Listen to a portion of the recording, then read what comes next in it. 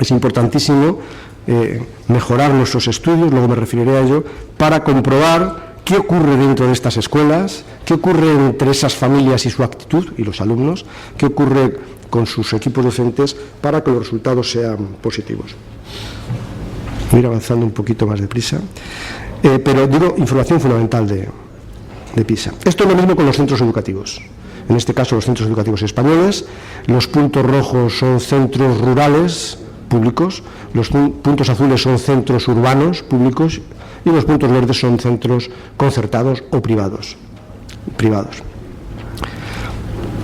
La mayoría de los centros españoles, como resultado promedio, se sitúan en los niveles 2 y 3 de PISA, resultados aceptables como resultado promedio. Hay también diferencias notables entre unos centros y otros. Estos son centros del mismo contexto social, económico y cultural. Algunos, estos de aquí, este centro rural, este centro público, con resultados en torno al 525 puntos, entorno desfavorecido y resultados muy buenos. En el mismo entorno hay centros que están muy poco por encima del 400. El razonamiento que antes hacía, aquí aplicado no al alumno, sino al centro. ¿Qué ocurre en esos centros? Que con el mismo currículo, la misma formación inicial del profesorado, la misma administración educativa en muchos casos, tienen resultados tan diferentes. ¿Qué ocurre dentro? ¿Cómo trabajan? ¿Cómo trabajan particularmente de bien estos de aquí arriba?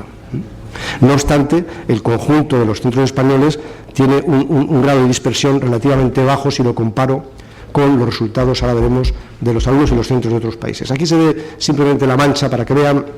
Este de aquí corresponde este gráfico a Chile, este a Colombia, este es el de España que hemos visto y este es el de México. En todos los casos, los países iberoamericanos tenemos un grado de equidad igual o superior al promedio OCDE, en todos los casos. Gracias, voy ya deprisa. En todos los casos, las pendientes de las curvas son similares, aunque tienen menos pendiente aquí, es decir, en México como en Colombia, incluso en Chile, los alumnos más desfavorecidos son los que relativamente mejores resultados tienen. Fallan más por arriba, como ocurre también en España. Y estos son los centros. Este es el caso español, que antes veíamos. Fíjense la dispersión que existe entre los centros chilenos, la pendiente de la curva, si la trazáramos, entre este centro público chileno y estamos de casi los 600 puntos a los 350, o lo que ocurre en Brasil, donde la concentración en los niveles bajos del estatus y de rendimiento es muy notable, o en Uruguay, esta diferencia también muy parecida a la de Chile. Grandes desigualdades, grandes diferencias frente al caso español, mucho más equitativo y con resultados más aceptables.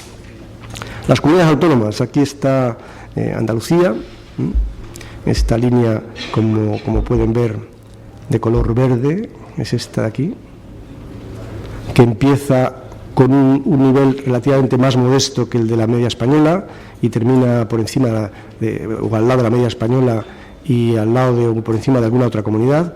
Y solo resalto esta transparencia para hacer hincapié en que el comportamiento de nuestras comunidades es muy homogéneo, muy similar. Estamos en un sistema educativo con distintos rendimientos, pero muy próximos, y desde luego con un comportamiento similar cuando consideramos los factores que rodean. Esta es la línea de Andalucía, que les decía antes. La imagen es muy parecida a la de España, prácticamente igual, y lo que he dicho para España es aplicable absolutamente a Andalucía, alumnos de índices muy modestos con muy buenos resultados y viceversa. Estos son los centros de Andalucía, resaltados sobre el conjunto de España. Es verdad que la mayoría de los centros andaluces, salvo estos poquitos, se sitúan en los niveles bajos de rendimiento.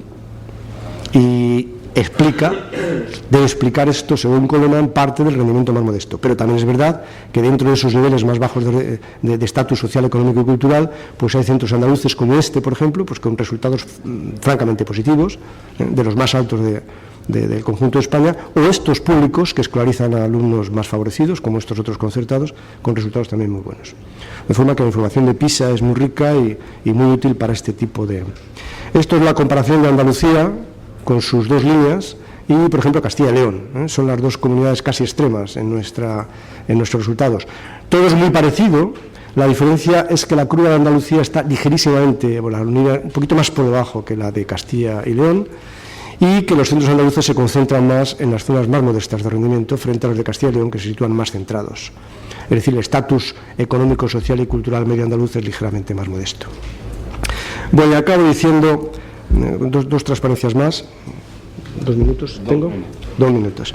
Acabo diciendo, primero, que los otros factores analizados con análisis multinivel dan un resultado, en fin, complejo.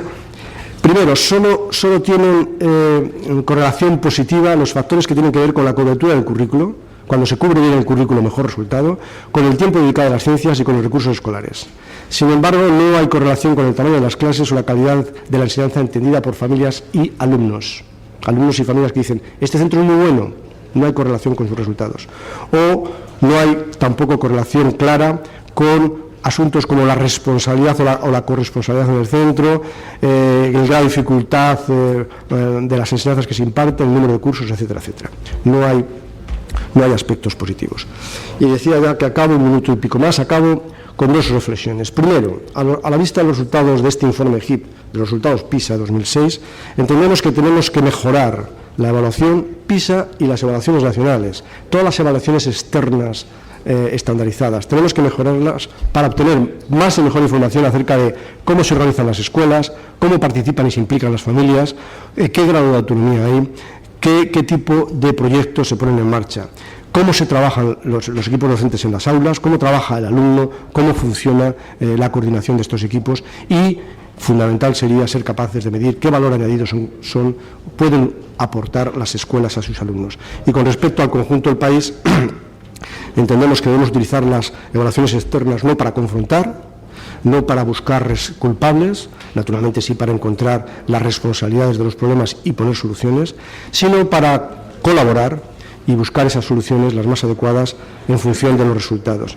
Y creo que nuestras políticas, concluye PISA, deben contribuir a que pongamos énfasis en apoyar allí donde los alumnos tienen dificultades, allí donde es necesario, con una enseñanza siempre que sea posible más personalizada, que es lo que nos enseñan las experiencias exitosas del norte de Europa.